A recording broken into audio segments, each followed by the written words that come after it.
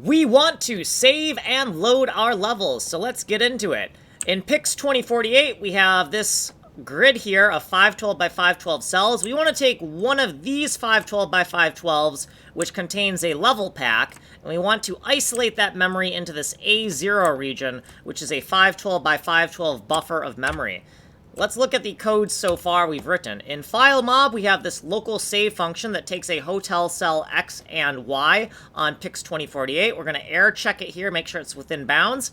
A0 is our isolated memory. A1 is the Pix 2048. Here's our pixel indexes, the one-dimensional addresses of our pixel. Here's the component index, the address of the bytes of those pixels, the first byte of the pixels. This is our local coordinate on the isolated memory, our global coordinate on Pix 2048. We're going to loop through the local coordinates 0 to 511 inclusively, the Y above the X loop because we want to go in scanline order.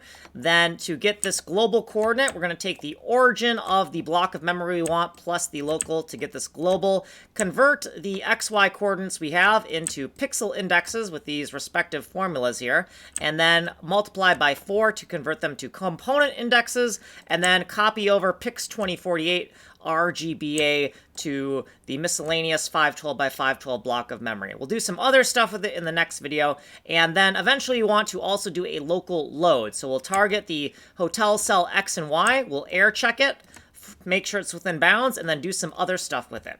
So here's what we did previously, here's our footnotes for this video, and here's what we did in this video.